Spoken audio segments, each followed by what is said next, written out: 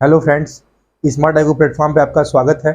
दोस्तों, आज इतिहास में हम लोगों की अगली टॉपिक है एंशिएंट हिस्ट्री में शैव धर्म।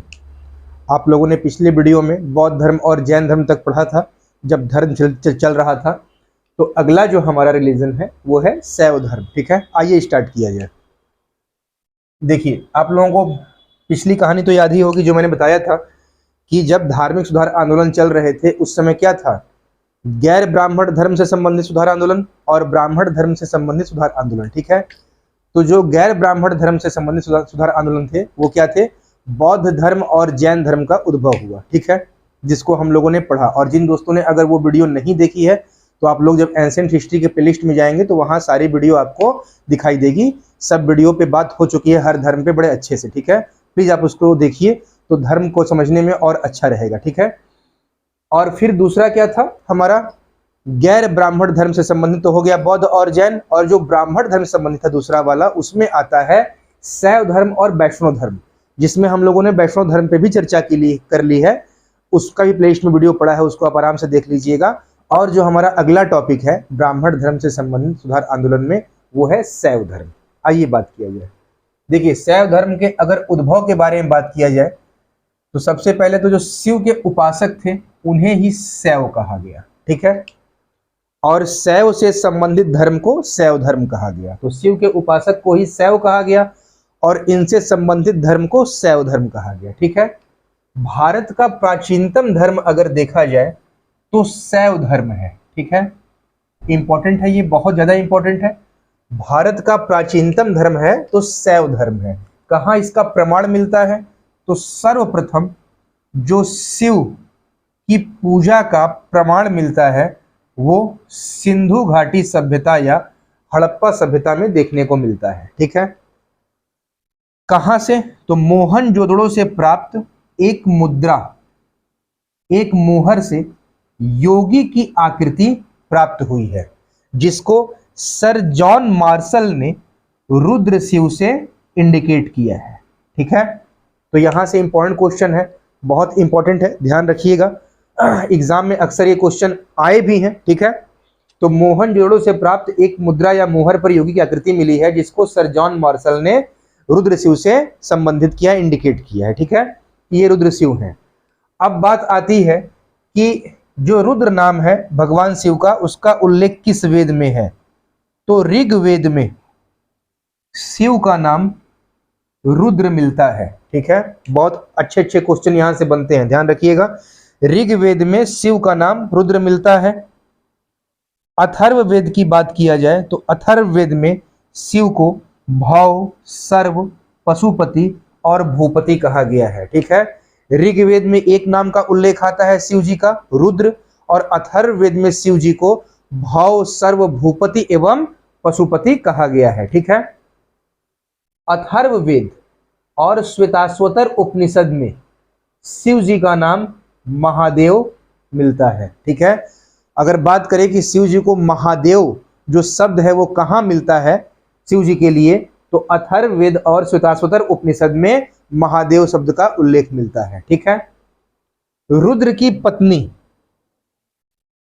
पत्नी के रूप में पार्वती का नाम किस आरण्यक में मिलता है, तो तैत्तिरीय आरण्यक में।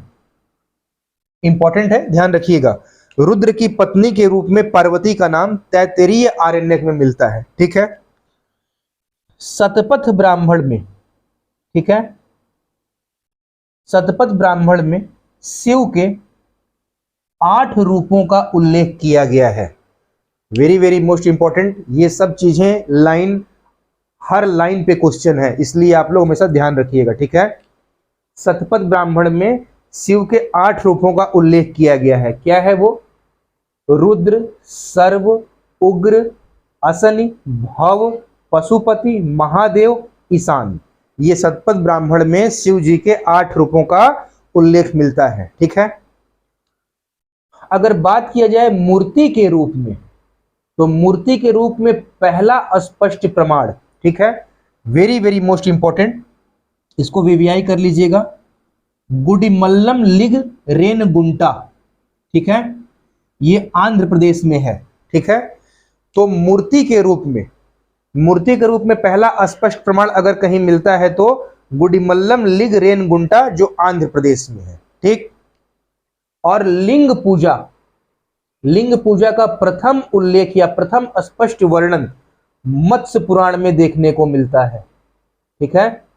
आप ये भी जानते हैं कि पुराणों में सबसे अधिक प्राचीन और प्रामाणिक मत्स्य पुराण है और मत्स्य पुराण में ही लिंग पूजा का प्रथम उल्लेख मिलता है, पहला स्पष्ट वर्णन। ठीक है। और महाभारत के अनुशासन पर्व में भी लिंग पूजा का उल्लेख मिलता है। ठीक है। तो आइए एक बार रिकॉल कर लिया जाए। शैव धर्म का उद्भव, शिव के उपासक शैव कहे गए। भारत का प्राचीनतम धर्म शैव धर्म है। सबसे पहले शिव जी की पूजा का प्रमाण सिंधु घाटी सभ्यता में, कहाँ तो मोहनजोदड़ो से प्राप्त एक मुद्रा या मोहर जिस पर योगी की आकृति बनी हुई थी, जिसको सर जॉन मार्शल ने रुद्र शिव से इंडिकेट किया। ऋग्वेद में शिव का नाम रुद्र, अथर्ववेद में भव, सर्व, पशुपति और भूपति कहा गया है। अथर्ववेद और श्वेताश्वतर उपनिषद में शिव जी के लिए महादेव शब्द का उल्लेख मिलता है। रुद्र की पत्नी के रूप में पार्वती का नाम तैत्तिरीय आरण्यक में मिलता है। ठीक है। शतपथ ब्राह्मण में शिव के 8 रूपों का उल्लेख मिलता है, रुद्र, सर्व, उग्र, असनि, भव, पशुपति, महादेव, ईशान।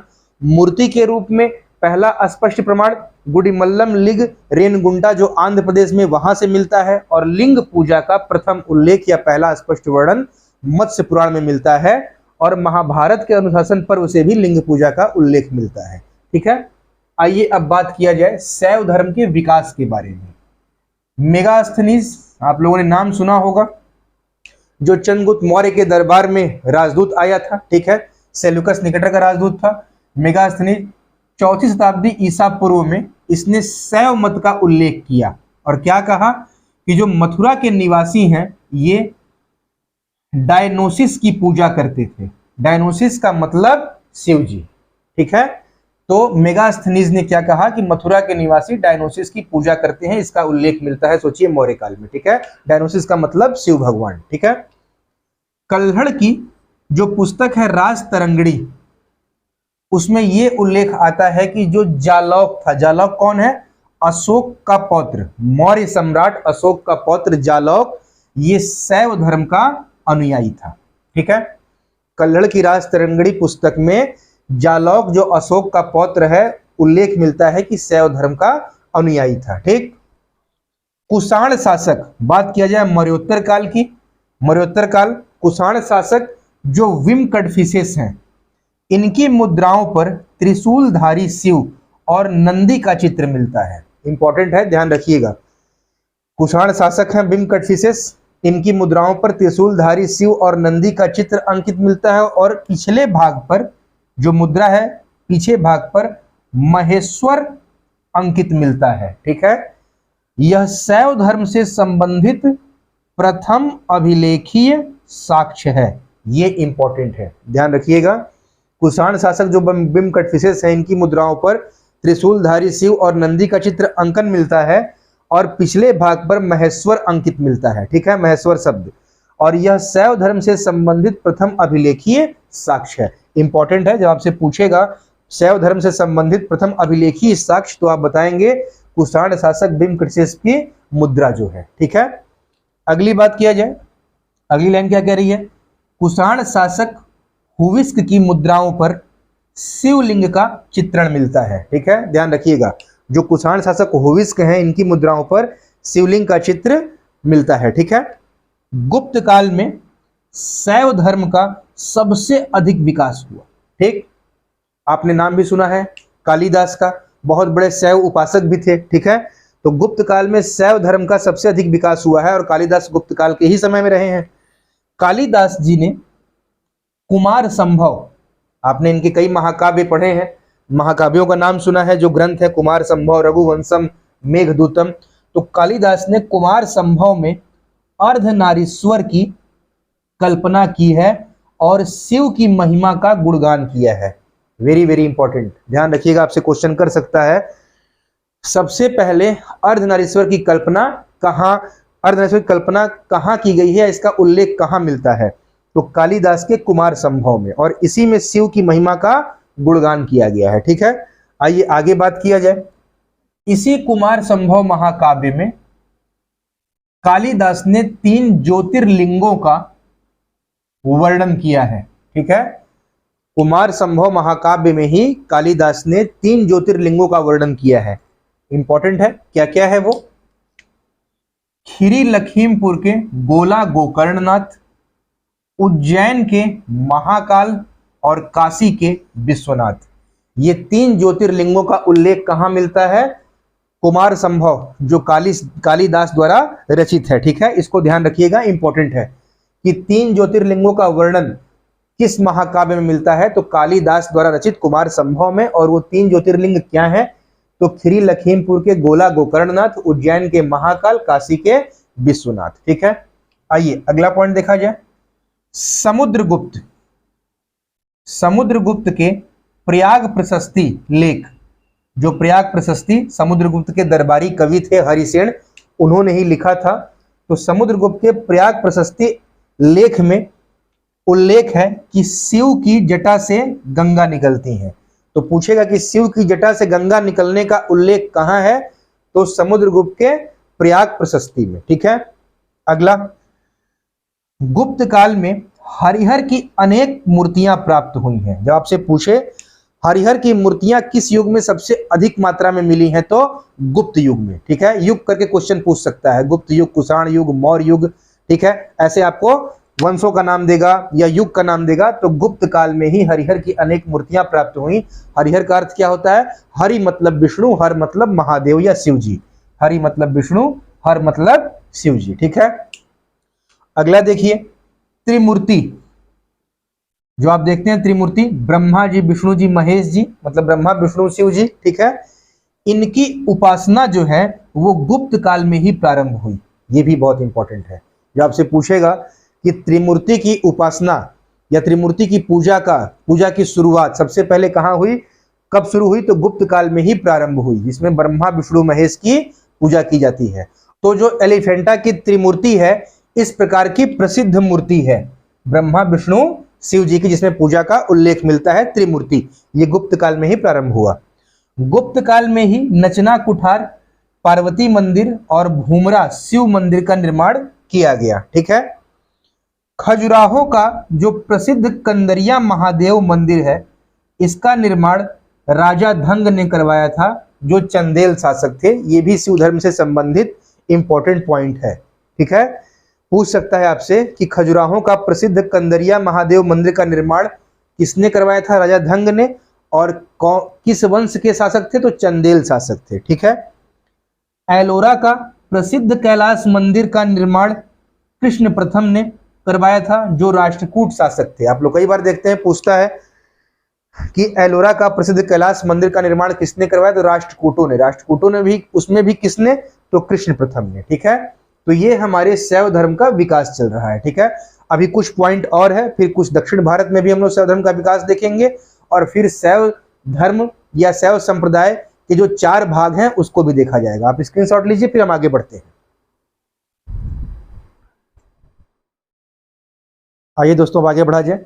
देखिए, आप लोग एक वर्ड तो मैंने वैष्णव धर्म में पढ़ाया था, याद ही होगा कि वैष्णव धर्म के संतों को अलवार कहा गया। जो वैष्णव संत थे उन्हें अलवार कहते थे, और जो शैव संत थे उन्हें नयनार कहते थे, नायनार या नयनार। ठीक है, अब देखिए अगला पॉइंट, दक्षिण भारत में शैव धर्म का प्रचार नयनार संतों द्वारा किया गया, जिनकी संख्या 63 बतलाई गई है। ठीक है, इंपॉर्टेंट है, संख्या ध्यान रखिएगा। ठीक, कि दक्षिण भारत में शैव धर्म का प्रचार किसने किया? नयनार संतों ने किया, और इनकी संख्या 63 बताई गई है। ठीक है, इन 63 में जो प्रमुख नयनार संत हैं, कई बार नाम दे देता है कि अलवार संत पहचानिए और नयनार, तो प्रमुख ही आपको जानना है। समबंदर, अप्पर, सुंदर मूर्ति, आदनूर, तिरुज्ञान भी हैं, और आदनूर या अक्का देवी, ये एक ही लोग हैं। ठीक है, और ये महिला नयनार थी, याद रखिएगा, बहुत इंपॉर्टेंट है। ठीक है, आदनूर या अक्का देवी महिला नयनार हैं। बाकी समबंदर, सुंदर मूर्ति, तिरुज्ञान, अप्पर, ये लोग नयनार संत हैं जो पुरुष थे। ठीक है, अगला पॉइंट देखिए, राजराज प्रथम। ठीक है, चोल वंश के थे ये। ठीक, राजराज प्रथम ने तंजौर में राजराजेश्वर मंदिर का निर्माण करवाया था। ये भी इंपॉर्टेंट है, शैव धर्म से संबंधित है। ये लोग शैव धर्म को मानने वाले थे। तो राजराज प्रथम ने तंजौर में राजराजेश्वर मंदिर का निर्माण करवाया था। ठीक है, अब जो मैंने आपको बोला था अभी कि शैव संप्रदाय की संख्या 4 थी, अब उसको पढ़ा जाए। यहां से क्वेश्चन बहुत आते हैं। ठीक है, देखिए शैव संप्रदाय, शैव संप्रदाय वामन पुराण में, वामन पुराण, ठीक है, इसमें शैव संप्रदाय की संख्या 4 बतलाई गई है। ठीक है, शैव संप्रदाय कितने हैं? 4 हैं। ठीक, पहला क्या है? पाशुपत, दूसरा कापालिक, तीसरा कालामुख, चौथा लिंगायत। ठीक है, आइए 1 बाय 1 पढ़ा जाए। पाशुपत संप्रदाय, पाशुपत संप्रदाय शैवों का सबसे प्राचीन संप्रदाय। अगर आपसे पूछेगा सबसे प्राचीन शैव संप्रदाय कौन है, तो बताएंगे आप पाशुपत संप्रदाय सबसे प्राचीन क्या है? शैव संप्रदाय है। ठीक है, मतलब कि सबसे प्राचीन, इन चारों में सबसे प्राचीन कौन है? पाशुपत संप्रदाय है। पाशुपत संप्रदाय के संस्थापक, फाउंडर कौन थे? लकुलिश जी थे। ठीक है, और ये लकुलिश जी कौन थे? तो भगवान शिव के 18 अवतारों में से ये एक माने जाते हैं। ठीक है, तो ये पाशुपत संप्रदाय के संस्थापक लकुलिश जी थे, जो भगवान शिव के 18 अवतारों में से एक हैं। ठीक है, लकुलिश जी का जन्म कायावरोहण जो गुजरात में है वहीं पर हुआ था। ठीक, पाशुपत संप्रदाय के अनुयायियों को पंचार्थिक कहा गया है। बहुत इंपॉर्टेंट है, कई बार पूछता है पंचार्थिक किसे कहा गया है, किस संप्रदाय के अनुयायियों को। ठीक है, तो पाशुपत संप्रदाय के अनुयायियों को पंचार्थिक कहा गया है। पाशुपत संप्रदाय का जो प्रमुख सैद्धांतिक ग्रंथ है वो क्या है? पाशुपत सूत्र है। ठीक है, तो पाशुपत संप्रदाय के प्रमुख सैद्धांतिक ग्रंथ का नाम क्या है? पाशुपत सूत्र। ठीक, अगला संप्रदाय जो आपको बताया यहां, कापालिक। ठीक है, इसके उपासक भैरव को शिव का अवतार मानकर उनकी उपासना करते थे। मतलब अगर आपसे पूछे कि किस शैव संप्रदाय के किस संप्रदाय में के इष्ट देव भैरव थे, तो कापालिक संप्रदाय के इष्ट देव भैरव थे। कापालिक संप्रदाय के उपासक भैरव को शिव का अवतार मानकर उनकी उपासना करते थे। ठीक है, कापालिक संप्रदाय के जो अनुयायी थे ये सुरा का सेवन करते थे, शराब का, मांस खाना और गले में नर मुंड धारण करना। ठीक है, नर की जो नर मुंड होती है उसकी माला को गले में धारण करना। ठीक, भवभूति का एक नाटक है मालती माधव। एक क्वेश्चन तो यही आ जाएगा, मालती माधव किसने लिखा है नाटक? तो भवभूति जी ने। भवभूति के मालती माधव नाटक में उल्लेख आता है कि कापालिकों का प्रमुख केंद्र जो था वो श्री शैल नामक स्थान था। इंपॉर्टेंट है, ध्यान रखिएगा। ठीक है, कापालिकों का जो प्रमुख केंद्र है वो श्री शैल नामक स्थान है। इसका उल्लेख कहां मिलता है? भवभूति के मालती माधव नाटक में मिलता है। ठीक है, आगे देखिए तीसरा नंबर, कालामुख संप्रदाय। ठीक है, शिव पुराण में कालामुख संप्रदाय के अनुयायियों को महाव्रतधर कहा गया है। ठीक है, तो महाव्रतधर किसे कहा गया है? कालामुख संप्रदाय के अनुयायियों को। ठीक है, ये लोग क्या करते थे? तो शमशान घाट में ही निवास करना, शरीर पर चिता की भस्म लगाना, नर कपाल में ही भोजन, जल और सुरापान करना। ठीक है, ये लोग शमशान घाट में निवास करते थे, शरीर पर चिता की भस्म लगाते थे और नर कपाल में ही, मानव मुंडी में ही भोजन, जल और सुरापान करते थे, और इनको शिव पुराण में महाव्रतधर कहा गया है। ठीक है, चौथा जो संप्रदाय है लिंगायत अथवा वीर शैव संप्रदाय, इसी का नाम है। लिंगायत कहिए चाहे वीर शैव संप्रदाय कहिए, बात एक ही है। इसके फाउंडर संस्थापक अल्लभ प्रभु एवं वासवराज, जिन्हें वसव कहा गया है। ठीक है, तो लिंगायत अथवा वीर शैव संप्रदाय के जो संस्थापक थे वो अल्लभ प्रभु जी थे एवं वासवराज या वसव। ठीक है, यह लिंगायत संप्रदाय जो था यह दक्षिण भारत में प्रचलित था। इंपॉर्टेंट, ध्यान रखिएगा, पूछेगा शैव संप्रदायों में कौन सा संप्रदाय दक्षिण भारत में प्रचलित था?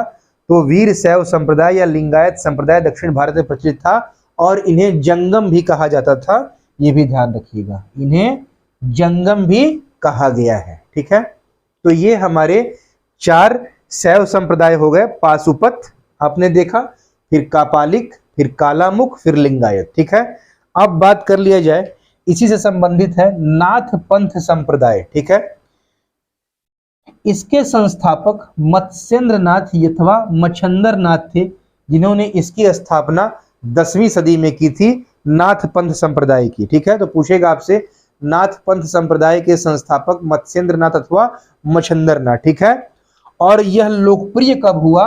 तो बाबा गोरखनाथ के समय में 11वीं शताब्दी में यह बहुत लोकप्रिय हुआ। ठीक है, तो यही वो नाथ पंथ संप्रदाय है जिसकी शुरुआत किसने किया था?